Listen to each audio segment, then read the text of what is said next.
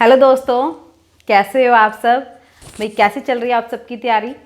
तो आज मैं आपके लिए जो हमारा यूपीटीजीटी का है प्रीवियस ईयर पेपर हम एनालिसिस कर रहे हैं, उसमें मैं आज आपके लिए 3 डिमेंशनल ज्योमेट्री जिसको हम vector space, 3 dimensional geometry 3D पूरा एक 2-3 चैप्टर है जिसमें 3D में लाइंस और प्लेन दोनों आते हैं और आगे आता है पहले वेक्टर अलजेब्रा।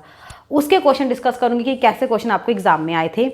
बता सकती हूँ कि इसमें से हमें 5 क्वेश्चन से 6 क्वेश्चन एग्जाम में मिल जाते हैं और ये टॉपिक ऐसा टॉपिक है, इसमें पेट फॉर्मूलेज है। अगर आप सेम जैसे आपकी बुक्स में है सेम पेट फॉर्मूलेज लर्न कर लेते हो, उनकी थोड़े क्वेश्चन प्रैक्टिस कर लेते हो, तो इसमें से क्वेश्चन कहीं नहीं जाता। जैसा क्वेश्चन आता है हमसे एग्जाम में क्वेश्चन सॉल्व हो जाता है। बहुत इजी टाइप के क्वेश्चन ही इसमें रहते हैं। ठीक है, डिपेंड करता है आपकी फॉर्मूले की प्रैक्टिस कितनी है। फॉर्मूले की प्रैक्टिस, कुछ टॉपिक होते हैं जैसे थोड़े से dynamic type, conic section type, जो थोड़े कंफ्यूज करते हैं और क्वेश्चन समटाइम उसमें घूम के भी आ जाता है। लेकिन कुछ टॉपिक ऐसे हैं जिसमें एग्जैक्ट आपको मिल जाएंगे। लिमिट वाले टॉपिक ऐसे हैं जिसमें पता नहीं चलता कहाँ कहाँ से कब कब क्वेश्चन आ जाए। लेकिन ये जो 3D है, वेक्टर अलजेब्रा है, ये ऐसे टॉपिक है, जब मैट्रिक्स जो हमने किया था, ये ऐसे टॉपिक हैं जिसमें से अगर आपको फॉर्मूले और बेसिक क्लियर है, आपका क्वेश्चन बन जाएगा कहीं से भी क्वेश्चन आया हो। ठीक है जी, तो चलिए मैं प्रीवियस ईयर के क्वेश्चन डिस्कस करती हूँ। स्क्रीन पे नंबर शो हो रहा है। अगर आप अपने एग्जाम की अच्छे से प्रिपरेशन करना चाहते हो सारे बेसिक कंसेप्ट के साथ, तो पेड कोर्स को ज्वाइन कीजिए। पेड कोर्सेज में बहुत बेनिफिट टॉपिक बेसिक से आपको क्लियर करवाया हुआ है। इवन कि आपका अपने पढ़ने के टाइम पे जो टॉपिक क्लियर नहीं होते वो भी टॉपिक आपके यहाँ पे क्लियर हो जाते हैं। ठीक है, आपको वैसे भी बहुत बेनिफिट मिलने वाला है वहाँ पे। तो चलिए शुरू करते हैं। Which one of the following is not true. देखो ये क्वेश्चन आया था, that is from the vector algebra. हम बोल सकते हैं जो आगे वाले वेक्टर अलजेब्रा है उसमें से निकल के आया है कि इसमें से कौन सा ट्रू नहीं है। ठीक है, कौन सा ट्रू नहीं है, तो देख लेते हैं कौन सा ट्रू नहीं है। अब आप देखिए, अब एक a modulus is equal to b modulus implies that कि ए vector is equal to b vector. भाई ये जरूरी नहीं है, दिख रहा है हमें फर्स्ट वन ही ऐसा है जो ट्रू नहीं है, यानी कि मेरी ऑप्शन यही आएगी। क्यों? क्योंकि कभी कभी ऐसा होता है कि ए और बी वेक्टर दोनों आपस में इक्वल नहीं होते, है ना, इक्वल नहीं होते, बट उनका मॉडुलस आपस में क्या होता है, इक्वल होता है। कोई भी एग्जांपल लेके देख लो, कोई भी ले लो, है ना। मान लो जैसे मान लो मैंने ए वेक्टर ले लिया 2i - 3j plus k cap, ठीक है, और एक बी वेक्टर ले लिया, ठीक है ना, i + 2j + 3k कैप। क्या दोनों वेक्टर आपस में इक्वल है? नहीं, इक्वल नहीं है। बट अगर मैं इनके मॉडुलस निकालती हूँ, मॉडुलस यानी कि ये मैग्नीट्यूड जब मैं इसका निकालूंगी ए वेक्टर का मैग्नीट्यूड, ये क्या आ रहा है 4 + 9 + 1 14 आ रहा है स्क्वायर रूट। अब इसका निकाल लें 1 4 + 9 अगेन 14। मॉडुलस तो इक्वल आ रहे हैं ए वेक्टर और बी वेक्टर के, बट दोनों वेक्टर्स आपस में इक्वल नहीं है। तो विच वन इज नॉट ट्रू, ये ट्रू नहीं बनेगा। ठीक है, फर्स्ट ही ऑप्शन आ गई। फिर भी मैं आपको बाकी ऑप्शंस भी थोड़ी रिवाइज करवा देती हूँ कि बाकी ऑप्शंस में क्या बोला गया है। देखिए बी ऑप्शन में क्या लिखा है कि ए वेक्टर क्रॉस बी वेक्टर का स्क्वायर इज इक्वल टू आएगा a vector magnitude square b vector minus this is the Lagrange's identity. ये हमारी क्या है, लैग्रांजेस आइडेंटिटी, है ना, हमने कोर्सेज में की है। ये हमारी लैग्रांजेस आइडेंटिटी है, तो ये तो ट्रू है ना, लैग्रांजेस आइडेंटिटी है। थर्ड वन देखो लिख दिया इन्होंने, इज नॉट डिफाइंड। यस, सही लिखा है, ये डिफाइंड नहीं है। क्यों नहीं डिफाइंड है? देखो ए वेक्टर है, क्रॉस जब भी हम क्रॉस करते हैं, क्रॉस बिटवीन टू वेक्टर्स होती है, क्रॉस बिटवीन टू वेक्टर्स होती है। अब आगे वाला तो वेक्टर लिख दिया, क्रॉस लगा हुआ है। अब इनके बीच में क्या लिख दी, दो वेक्टर के बिटवीन डॉट। अगर हम दो वेक्टर के बिटवीन डॉट करते हैं ना, तो वो स्केलर क्वांटिटी आती है, स्केलर आती है ना, तो वेक्टर क्रॉस यहाँ पे स्केलर हो गया। तो क्या ये डिफाइंड है? Not defined. ठीक है, ये भी ट्रू है, बट इन्होंने नॉट ट्रू पूछा था, ये तो ट्रू है क्योंकि नॉट डिफाइंड का वर्ड लगा दिया इन्होंने। अब लास्ट वन देख लीजिए, कहते addition of the parallelogram represent by A vector and B vector, then area of parallelogram is this. Yes, it is the formula. भी एरिया ऑफ पैरेललोग्राम अगर ए और बी वेक्टर दो एडिशन वेक्टर हैं, that means वो adjacent side को represent करेंगे। तो adjacent side को रिप्रेजेंट करते हैं तो एरिया ऑफ पैरेललोग्राम इन दोनों की क्रॉस प्रोडक्ट का मैग्नीट्यूड आता है। ठीक है, अगर एरिया ऑफ ट्रायंगल लिखा होता तो आगे 1/2 लग जाता है। तो बाकी सारे ट्रू थे, ए ही ऑप्शन था जो मेरा गलत था, इसमें टिक वो कर देती हूँ ना, हाँ, यानी कि ट्रू कौन सा नहीं था, ए, तो मेरा आंसर क्या आना था, ओनली ए। ठीक है जी, सिंपल बेसिक कंसेप्ट है, जब आप सारा टॉपिक पढ़ लेते हो तो आपसे बहुत इजी हो जाता है। ये तो मैं आपको सारी एक्सप्लेन कर रही हूँ, आपने पेपर में देखा फर्स्ट वन ही ट्रू नहीं है, ठीक है, ओके, बाकी कुछ चेक करने की जरूरत नहीं है, अपना नेक्स्ट क्वेश्चन पे पढ़ो। ठीक है, देखिए क्वेश्चन नंबर 2 में क्या बोला गया है कि the value of A vector such that this and this are coplanar. कितना इजी क्वेश्चन है ये। कोप्लेनर वाला तो मैं कहती हूँ ना हर एग्जाम में रिपीट हो जाता है, कोप्लेनर, कुलीनियर, ये चीजें तो हर एग्जाम में रिपीट हो जाती हैं, है ना। अब ये वेक्टर क्या दे रखे हैं भाई, कोप्लेनर। वेक्टर कोप्लेनर की क्या कंडीशन है कि स्केलर ट्रिपल प्रोडक्ट इज 0, है ना, स्केलर ट्रिपल प्रोडक्ट 0। मान लो ए वेक्टर, मैं वैसे ही लिख रही हूँ बेसिक, आपको ये सब कुछ करने की जरूरत नहीं है, मैं तो आपको भी साथ साथ में समझ में आ जाए इसीलिए लिख रही हूँ। आप एग्जाम में क्या करोगे, कोप्लेनर है, तीनों वेक्टर क्या है, कोप्लेनर, तो इसका डिटर्मिनेंट को क्या ले लोगे, इक्वल टू 0, सॉल्व करोगे, आपका आंसर ए की वैल्यू आ जाएगी। ठीक है जी, बहुत सिंपल से क्वेश्चन है। फिर भी बोलना चाहूँगी आपको, बहुत सारे टॉपिक ऐसे हैं, कुछ टॉपिक ऐसे हैं जो आप अपने बिहाफ पे घर पे भी पढ़ सकते हो, लेकिन कोचिंग लेने से क्या है कि जो टॉपिक आपके घर पे नहीं हो पाते वो टॉपिक आपके कोचिंग में बहुत अच्छे से हो जाते हैं। ठीक है, नंबर शो हो रहा है, कोई भी आपका क्वेश्चन है, कोई भी आपकी क्वेरीज है भी, कैसे करना है ज्वाइन, जो भी कुछ है वो सब कुछ आप लोग उस नंबर पे कॉल करके या व्हाट्सएप पे मैसेज छोड़ के कर सकते हो। ठीक है, व्हाट्सएप पे मैसेज भी छोड़ सकते हो यूपीटीजीटी, तो आपके पास प्रॉपर हम इंफॉर्मेशन वाला जो हमने पैम्पलेट बनाया है वो सेंड कर देते हैं। चलिए, the value of A vector such that, अब लिखे 2 - 1 1, 2 - 1 1, 1 2 -3। ठीक है जी, 3 5। मैंने चैप्टर वाइज इसलिए निकाला कि आपको पता चल जाए कि कैसे क्वेश्चन आपको आ रहे हैं। ठीक है, अब चाहे तो इसका डिटर्मिनेंट सॉल्व करना शुरू कर लो, चाहे इस डिटर्मिनेंट को थोड़ा सा इजी बना लो। थोड़ा सा इजी कैसे बना लो कि ये वाले 2 एंट्रीज क्या बना लो, 0, क्योंकि यहाँ पे 1 ये वाली है ना, तो क्या बना लो इसको, जीरोस। क्या करेंगे भाई, इसको 2 से मल्टीप्लाई करके इससे माइनस, तो चलिए अगर मैंने माइनस कर दिया, ये आ गया 0, 2 से मल्टीप्लाई किया माइनस, कुछ करने की जरूरत नहीं थी, 0 आ गया। इसको कैलकुलेशन करना पड़ता है, -6 -6, 1 हमने माइनस किया था, +6 करेंगे क्योंकि ऑलरेडी माइनस बन रहा था, 7 बन गया। ठीक है जी, 5 2 10, 3 - 10 कितना आ गया आपका, -7। मैं आपको कैलकुलेशन करके दिखा रही हूँ, बट ये सब कुछ आपके माइंड में हो जाता है।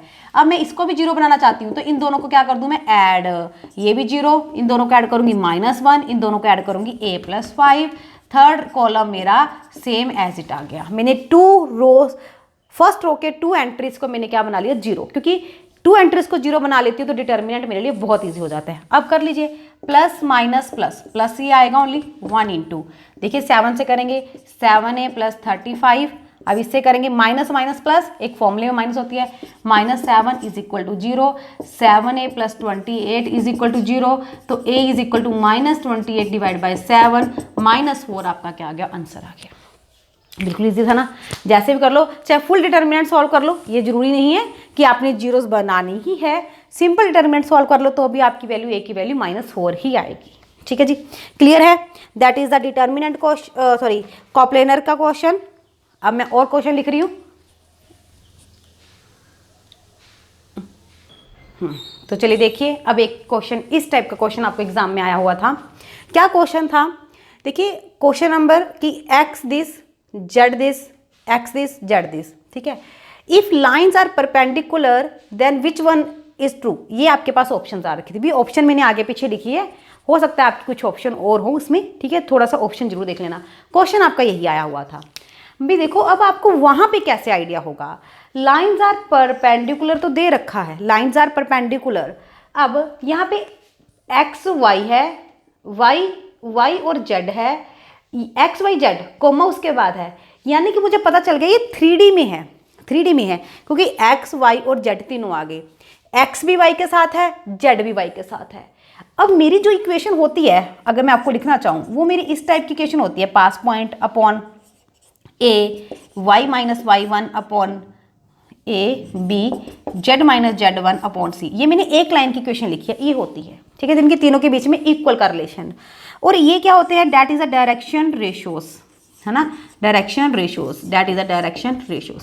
एक लाइन ये है और एक अनदर लाइन हो, अगर दो लाइंस होती हैं आपके पास, अगर वो दोनों लाइन आपस में क्या है, परपेंडिकुलर हैं, दैट मीन्स इसकी डायरेक्शन रेशियोज है ना, और दूसरी लाइन की डायरेक्शन रेशियोज, उनकी जो डॉट प्रोडक्ट है वो इक्वल टू क्या हो जाती है, 0।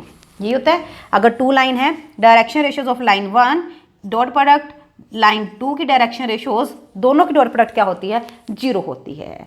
तो यहां से मुझे ये हिंट मिल रहा है परपेंडिकुलर तो डायरेक्शन रेशियोज को 0 लूंगी तो मेरा रिलेशन बन के आएगा। अब निकालना क्या है डायरेक्शन रेशियोज, तो इस लाइन को पहले इस फॉर्म में कन्वर्ट करना पड़ेगा क्योंकि लाइंस लिखा हुआ है, तो लाइन की इक्वेशन यही होती है, इसमें कन्वर्ट करना पड़ेगा। चलिए करते हैं कैसे कन्वर्ट होगा, आइडिया मिल गया ना। अगर आपने कंसेप्ट पढ़ा हुआ आपको पता है कि लाइन की इक्वेशन ये होती है और इक्वल का रिलेशन दोनों में दे रखा है, दोनों में वाई वाई है, तो मैं इक्वेशन बना सकती हूँ। चलिए बनाते हैं इक्वेशन ऑफ लाइन। कैसे बनाएंगे इक्वेशन ऑफ लाइन, y की वैल्यू निकालेंगे। देखो x minus B divide by a is equal to क्या आ गया जी, y आ गया भाई, है ना। y की वैल्यू क्या आ गई, x minus B divide by a। Okay चलिए यहाँ पे चलते हैं, z minus D divide by c is equal to y। Clear है, क्लियर है ना। चलिए अब अगर इन देखो इक्वल टू वाई, अगर मैं इन दोनों को कंबाइन करती हूँ, इन दोनों को कंबाइन करती हूँ तो मेरा x minus B Y A Y Y minus 0 लिख सकती हूँ क्योंकि ये है divide by 1 is equal to Z minus D divide by C. ये लिख सकती हूँ भाई क्योंकि दोनों बाई बाई आपस में इक्वल थे, तो तीनों आपस में इक्वल हो गए, तीनों को आपस में इक्वल में बना दिया। That is the equation of a line, बन के आ गई एक इक्वेशन ऑफ अ लाइन। बहुत इजी था, अगर मैंने जजमेंट लगा रखी थी कि क्वेश्चन कैसे चलता है तो बहुत इजी से निकल जाता है। अब चलते हैं नेक्स्ट क्वेश्चन पे, नेक्स्ट लाइन पे। सिमिलरली यहाँ पे x minus B dash divide by A dash is equal to Y, Z minus D dash divide by C dash is equal to Y. Again वही funda, x minus B dash by A dash y minus 0 by 1 लिख सकते हैं क्योंकि अगर नीचे denominator के कुछ भी नहीं है तो हम उसे 1 लेके चलते हैं, ठीक है, अगर आपके पास वेरिएबल है वो। z minus D dash by C dash. Clear है, चलिए अब हो गया। क्या था परपेंडिकुलर, तो डायरेक्शन रेशियोज की dot product 0, a into A dash 1 into 1 plus c into C dash is equal to 0। देखिए ये कंडीशन, ये रही option number B, a into A dash सी into C dash plus a equal to 0 आ गया आपका answer. ठीक है जी, कुछ भी नहीं था ना। लेकिन क्वेश्चन देख के मैं डेफिनेट करती हूँ कि आधे स्टूडेंट इस क्वेश्चन को छोड़ देते हैं क्योंकि उनको आइडिया नहीं लग पाता कि कैसे इसको सॉल्व करें। सिंपल क्वेश्चन है, थोड़ा सा देखिए कि लाइंस लिखा रखा है, परपेंडिकुलर्स है, तो डायरेक्शन रेशियोज लाइंस परपेंडिकुलर, यहाँ पे एक्स वाई जेड है, मुझे लाइंस वर्ड भी आ गया तो दैट मीन्स ये 3D में है, लाइन में है। तो मैंने 3D की लाइन की इक्वेशन सोची, क्या थी वो, x minus x1 divide by A, y minus y1 divide by B, इस टाइप की होती है। तो मैंने इसको उसी फॉर्म में बनाया, दूसरी इक्वेशन इससे आगे। ठीक है जी, देख सकते हो आप। चलिए उसके बाद मैं नेक्स्ट क्वेश्चन लिखती हूँ। एक क्वेश्चन और है, बहुत बार रिपीट होता है ये क्वेश्चन, मैं कहती हूँ मैक्सिमम टाइम रिपीट होता है ये वाला क्वेश्चन जो मैं अभी करवा रही हूँ। तो चलिए मैंने डायरेक्ट 2 क्वेश्चन लिख लिए हैं क्योंकि बार बार क्वेश्चन लिखने पड़ते हैं, मुश्किल हो जाता है ना। एक क्वेश्चन और रहता है, देखिए 6 क्वेश्चन हो गए आपके, 5 तक ये हो गए, एक क्वेश्चन और रहता है जो भी आएगा। तो दैट्स वाई चैप्टर चाहे थोड़ा बड़ा है, ये वेक्टर अलजेब्रा, लाइंस और प्लेन चैप्टर थोड़ा बड़ा है, लेकिन इसमें से आपके 6 क्वेश्चन, 5 से 6 क्वेश्चन आपको डेफिनेट एग्जाम में मिलते हैं। ये नहीं पता 7 क्वेश्चन भी आपको मिल जाएं, तो बहुत अच्छे आपके मार्क्स यहाँ पे कवर होते हैं क्योंकि इससे क्वेश्चन बन हो जाते हैं हमसे। अब क्वेश्चन नंबर 4 का सोल्यूशन देखिए कि क्या लिखा है। A line angle alpha beta gamma with X axes Y axes and Z axes के साथ बना रही है, देन वैल्यू ऑफ दिस। इसकी पूछिए ना, यहाँ पे कोस स्क्वायर के साथ sine square 2 alpha, cos square 2 alpha, ऐसी वैल्यूज भी पूछ लेते हैं। यहाँ भी इन्होंने साइन स्क्वायर अल्फा बीटा की पूछी है। बिल्कुल सिंपल क्वेश्चन है। हमें क्या पता है कि एल क्या होता है, कोस अल्फा। वैसे मैं इतना डिटेल में लेके जा रही हूँ, इतना आपको करने की जरूरत नहीं है। एल एम एंड एन यही होता है, कोस अल्फा बीटा और gamma, X axes Y axes Z square. हमें क्या पता है, L square plus M square plus N square is equal to क्या 1, यानी कि cos square alpha plus cos square beta plus cos square gamma is equal to 1। Cos square को क्या लिख सकती हूँ क्योंकि मुझे साइन स्क्वायर में चाहिए, 1 minus sine square alpha 1 minus sine square beta plus 1 minus sine square gamma is equal to 1। 1 2 3 हो गया, और ये 1 इस तरफ आके माइनस करूँगी, क्यों, क्योंकि ये तीनों नेगेटिव थे, माइनस माइनस माइनस, इनको उधर लेके जाऊंगी, ये प्लस के हो जाएंगे, साइन स्क्वायर अल्फा, बाकी सारा सेम आ जाएगा, यानी कि वैल्यू कितनी आ गई 2। तो आपकी इसका आंसर कितना आ गया, 2 निकल के आ गया। क्लियर है, वैल्यू कितनी आ गई 2। बिल्कुल ईजी सा क्वेश्चन था, एग्जाम में भी आप ऐसे कर सकते हो, ये आपका रिलेशन होता है। ठीक है, अब चलिए क्वेश्चन नंबर 5 पे। क्वेश्चन नंबर 5 में क्या दे रखा था भैया आपको, क्वेश्चन नंबर 5 देखिए कि ए vector B vector, B vector C vector, C vector A vector, इनका सबका स्क्वायर की वैल्यू 8 है, सबकी स्क्वायर की वैल्यू 8 है।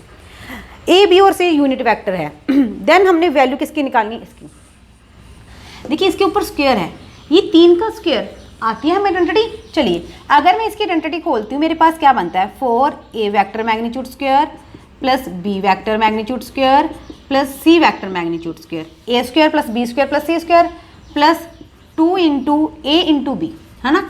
मैं एक बार आइडेंटिटी प्रॉपर लिख रही हूँ, plus 2 into B into C plus 2 into C into A, मैंने ये लिख दिया। ठीक है, अब अगर ये यूनिट वेक्टर है तो इनका मैग्नीट्यूड क्या होगा 1, इनका मैग्नीट्यूड क्या होगा 1, यानी कि ये भी 1 हो गया, ये भी 1 हो गया, ये भी 1 हो गया। तो 4 इंटू 1 4 प्लस 1 प्लस 1, ठीक है जी, plus 4 into A vector into B vector, 2 into B vector into C vector plus 4 into C vector into A vector. ठीक है ना, ये तो 6 हो गया, 6 प्लस दिस आ जाएगा। अब मुझे क्या चाहिए, देखो जो मैंने निकालना था मैंने वहाँ से शुरू किया, जो मैंने निकालना था वहाँ से मैंने शुरू किया। स्क्वायर था तो स्क्वायर की आइडेंटिटी खोल ली, ठीक है जी, पहला स्टेप ये स्क्वायर की आइडेंटिटी खोल ली। सेकंड स्टेप ये जो जो वैल्यू थी वहाँ पे मैंने फिल कर दी। अब मुझे ए बी बी सी और सी ए चाहिए, मुझे यहाँ से पता चल गया ना ये चाहिए। अब ये कहाँ से आएंगे, चलिए गिवन इक्वेशन पे देखिए कैसे आएंगे। मैं एक सॉल्व करूँगी, बाकी मेरे सिमिलर आ जाएंगे क्योंकि सबकी ही वैल्यू क्या है 8 है। तो इसको खोलती हूँ, A vector plus B vector magnitude square, ठीक है, plus 2 into A vector into B vector is equal to 8।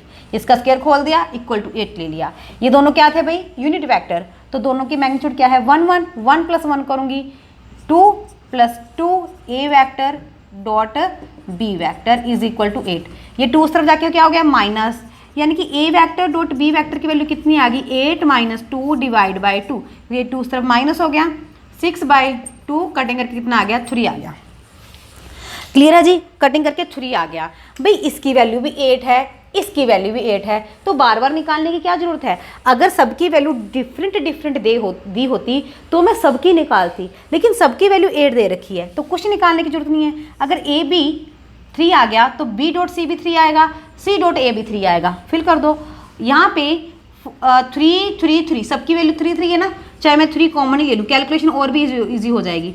4 + 2 + 4 रह गया, ठीक है जी, 10 यानी कि 30 + 6 36 आपका क्या आ गया, यहाँ पे आंसर निकल के आ गया। तो आपके पास 36 आंसर आएगा।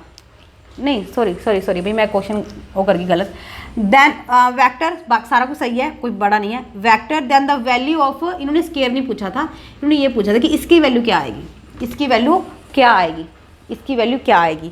तो मैंने नाउ करके ना मैंने स्केयरिंग से इसका स्टार्ट किया, मैंने क्या किया इसका स्केयरिंग से स्टार्ट किया। अभी देखा मैंने स्टेटमेंट, इसकी वैल्यू क्या आएगी ये पूछा था, नाउ मैंने स्केयरिंग से करके स्टार्ट किया।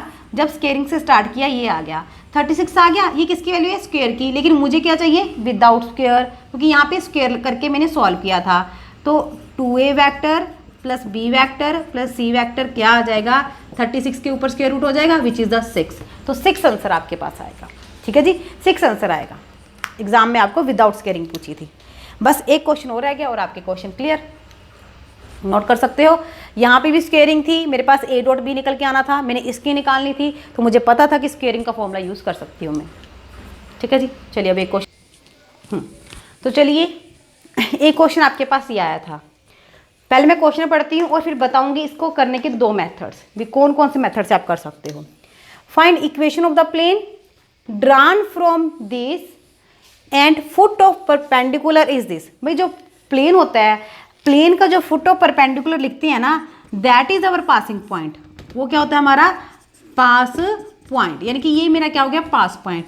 तो एक तो मेथड ये है कि आपके पास वहाँ पे 3 या 4 ऑप्शंस दे रखी होंगी, हो सकता है डी नन हो। अगर डी नन है तो 3 ही ऑप्शन रहेगी जिसमें इक्वेशन ऑफ प्लेन लिख रखी होगी। तो ये पॉइंट पास करके देखो, है ना। वो इक्वल टू में जो भी दे रखा होगा, इक्वल टू में 0 0 0, मैंने ऑप्शन नहीं लिखी भाई इसकी, है ना, ऑप्शंस रहेगी इसकी लिखने वाली, क्योंकि मुझे पेपर बड़ी मुश्किल से ही मिला आपका ये, तो क्वेश्चन खुद कर रही थी। इक्वल टू 0 0 0, ठीक है, इक्वल टू 0। तो ये पॉइंट उसमें पास करके देख लीजिए, जिसमें भी ये पॉइंट पास करके इक्वल टू 0 आपकी ऑप्शन दे रहा है, क्योंकि इक्वल टू 0 में होगा वो, तो वही आपका क्या आ जाएगा आंसर, वही आपका क्या आ जाएगा आंसर। फर्स्ट मेथड ये है, ऑप्शन से उठाओ, पास पॉइंट था, पॉइंट पास करो, अगर उसमें पास करने पे इक्वल टू 0 आंसर आ गया तो वही हमारी इक्वेशन आ जाएगी। लेकिन सम टाइम क्या हो जाता है कि दो ऑप्शन करेक्ट हो जाती हैं, ठीक है ना, मान लो ए में भी और बी में और सी में, दो ऑप्शन ऐसी है जिसमें दोनों में पास पॉइंट सेम जा रहा है, तो ऑप्शन कौन सी टिक लगाएं, तो सॉल्व करना पड़ेगा, ठीक है। तो इसका सोल्यूशन देख लीजिए थोड़ा सा, कि तो हम सोल्यूशन करना पड़ता है, अदरवाइज हमारा ऑप्शन से हो जाता है, मैक्सिमम केसेस में ऑप्शन से हो जाएगा आपका, ठीक है। सोल्यूशन देख लीजिए, अगर ये पास पॉइंट है तो इक्वेशन ऑफ प्लेन निकालनी है। प्लेन की इक्वेशन एक्स माइनस पास पॉइंट यानी कि 1 प्लस ए बी आपके डायरेक्शन रेशियोज होते हैं, वाई माइनस यानी कि प्लस हो जाएगा ये, प्लस सी जेड माइनस 1, ये हो गई। अब हमने ए बी और सी की वैल्यू निकालनी होती है, that is the direction ratios. अब डायरेक्शन रेशियोज कैसे निकल के आएंगे, दो पॉइंट हैं, एक ये पॉइंट और एक ये पॉइंट, 1 -2 1 -2 1 और 2, 2 पॉइंट से डायरेक्शन रेशियोज का क्या फॉर्मूला होता है, x2 माइनस x1, है ना, y2 minus y1, z2 minus z1, that is a direction ratios formula. -2 -1, ठीक है, -3 आ गया, ठीक है जी, 1 माइनस करेंगे लेकिन प्लस हो गया, +3 आ गया, 0 -1 -1 आ गया। ए बी की वैल्यू यहाँ पे फिल कर दो, -3, देखो -3 डायरेक्ट कर दूँ, -3 लगाऊंगी तो -3x +3 हो गया ये, ठीक है जी। यहाँ पे 3 लगाऊंगी +3y +6 हो गया, यहाँ पे z लगाऊंगी क्योंकि z की जगह पे माइनस है तो -z +1 हो गया, ठीक है। इक्वेशन क्या आ गई, -3x +3y -z +10 is equal to 0, ये आपकी इक्वेशन हो गई। हो सकता है आपको एग्जाम में इसके आगे पॉजिटिव हो तो नेगेटिव साइन कॉमन निकाल लीजिए, ये तो छोटी सी बात है, आप आराम से कर सकते हो, ठीक है। दोनों में से आपको कोई भी ऑप्शन एग्जाम में मिले आप कर सकते हो।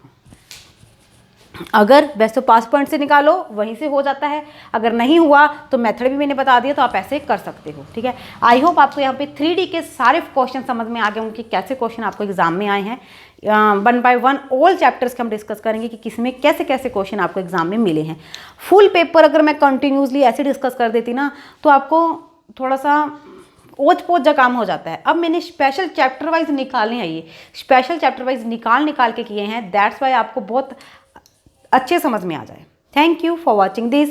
और अगर आप ज्वाइन करना चाहते हो, भी बहुत बेनिफिट है, तो ज्वाइन कर सकते हो। और वीडियो को मैक्सिमम से मैक्सिमम शेयर कीजिए, अपने फ्रेंड सर्कल में शेयर कीजिए। आपको वैसे भी पता है कि यूट्यूब पे भी मैंने वैसे काफ़ी वीडियोस डाल रखी हैं आपकी यूपी टीजीटी पीजीटी के अकॉर्डिंग, तो अपने फ्रेंड सर्कल में मैक्सिमम से मैक्सिमम शेयरिंग कीजिए। Thank you, bye bye.